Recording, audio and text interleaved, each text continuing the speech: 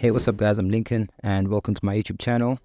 So over the past few weeks I've been posting FlutterFlow app builds, and some people have been wondering if FlutterFlow is actually powerful enough to make fully functional apps.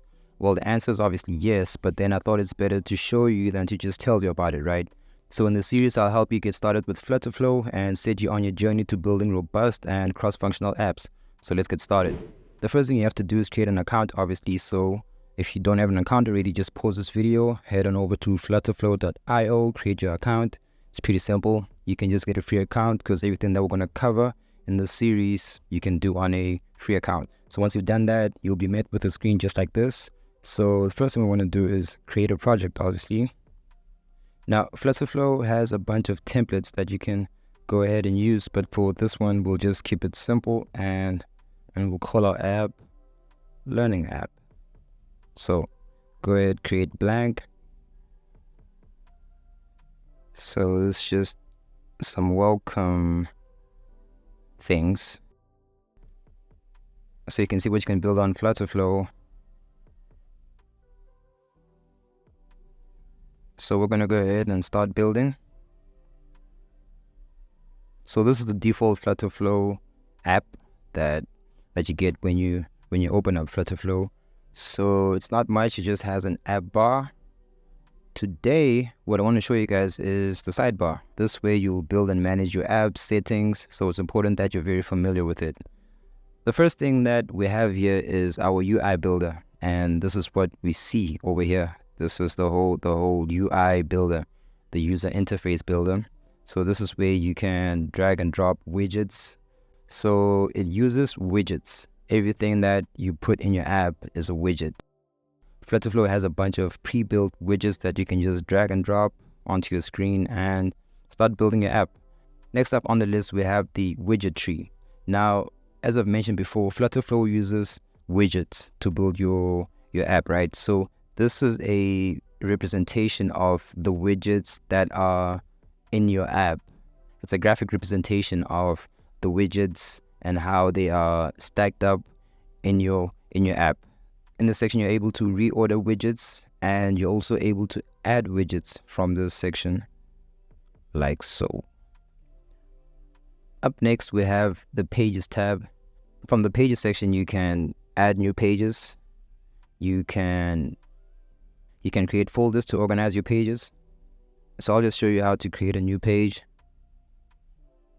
Like I've mentioned before, FlutterFlow has a bunch of templates that you can just come in here and use, start customize them to your liking, and staying consistent with your brands, colors, and typography, all of that good stuff.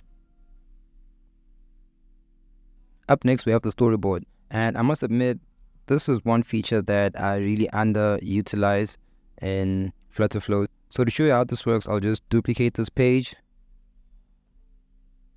We'll go ahead and give it a new name because we are so original.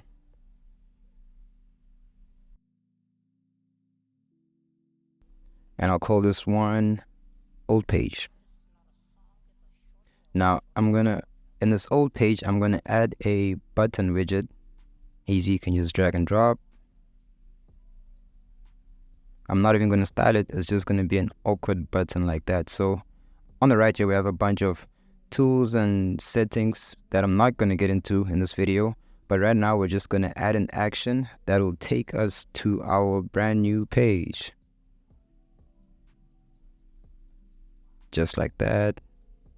And now we can come back to a storyboard section, and this is the relationship between this page and this page. This page will take you to this page.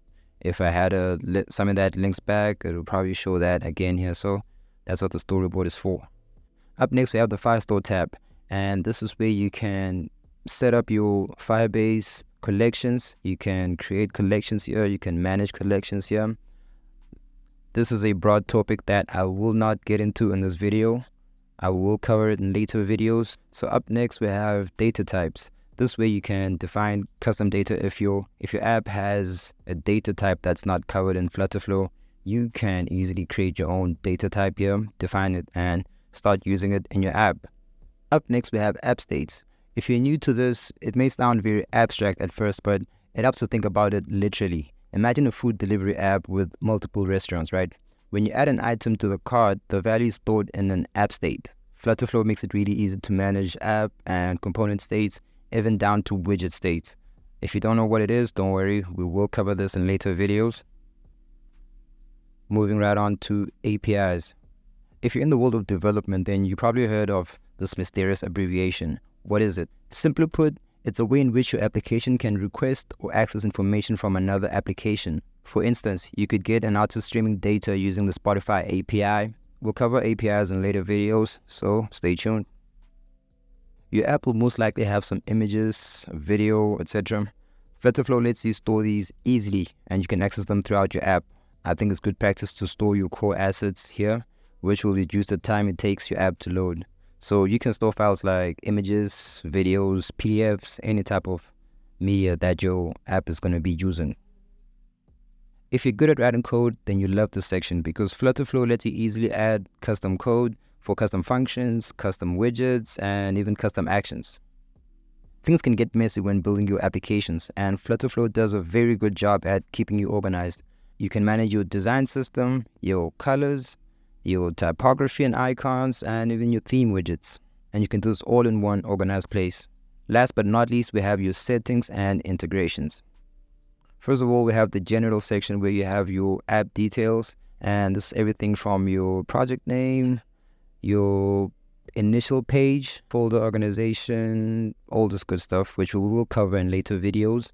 Up next, you have your app assets, you have your splash screen, launcher icon, which will be on your phone. That's the icon that will be seen when your users download the app. You also have your error image. Up next, we have your nav bar and app bar. You can customize different settings, the styling, the type, the icon, the text, all of that good stuff. Next up, we have collaboration. So FlutterFlow lets you invite users and you can collaborate on a project in real time. FlutterFlow works really well with Firebase, and this is the section in which you can come in here, connect your project just by inputting your project ID that you'll get, of course, from your Firebase project settings, and you can connect that and start using the Firestore database and all of the features that come with Firebase. Next up, you can set up your languages, primary language, display language. You can also add other languages to make your app accessible to more people across the world. Now, one of my favorite things about FlutterFlow is that it's a cross-platform builder, which means that you can build for Android, iOS, web, macOS, Windows, and Linux. And you can just come in here and check whichever one. So that's great because you can make this application once and it'll work across all these different platforms.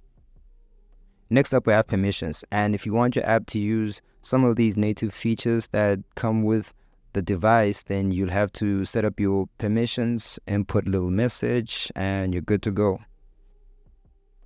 Up next, we have authentication. FlutterFlow makes it really easy to authenticate users. Next up, you can enable notifications right from the app.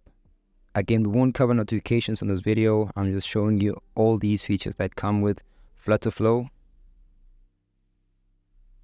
Next, we have mobile deployment, which will not work in our current subscription. You would have to upgrade your account in order to deploy your apps right from FlutterFlow. Next up, we have web settings, and you can set up a bunch of stuff. Your site URL, SEO title, favicons. You can even have your custom domain. I'm currently having some trouble with one of my projects. I've submitted a ticket to the FlutterFlow support. I cannot wait to have that resolved. Up next, you have in-app purchases and subscriptions. You can set up your Stripe account. You can set up Braintree, which works with PayPal. You can set up RevenueCat for subscriptions and in-app purchases. You can also set up Razorpay, which is only available for Indian businesses at this point. Up next, you have integrations, and the first one is Supabase, which is a Firebase alternative. And I'm not too sure, but I think I'm starting to enjoy Supabase a bit more. That's a topic for another day. Next up, we have GitHub, which is also something that you have to upgrade your account in order to be able to use. You also have Algolio, which requires you to configure your Firebase project in order to use it. Algolio adds search to apps as it states there. Next, we have Google Analytics, which you can just enable. Your project should be set up with Firebase in order to access this feature. Next up, we have Google Maps, which I think is one of the most underpraised features of FlutterFlow. You can easily let your users access Google Maps through your apps, and setting it up couldn't be easier. That's also something that I'll cover in a later video.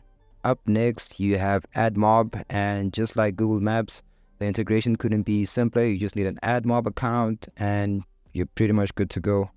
Last but definitely not least, we have Mux Livestream, which enables you to have the power of video broadcasting right from your app. So we have gone through all the tabs that are available from the FlutterFlow sidebar. In the next video, we're going to start building apps. I will show you how to use the layout elements that come with FlutterFlow. I hope you guys enjoyed this video. If you did, stay tuned for the next one. Don't forget to subscribe and like. Leave a comment. Let me know what you think of FlutterFlow. Will you be trying it out for yourself or for your business or for clients? I'll catch you guys on the next video. Have a good day.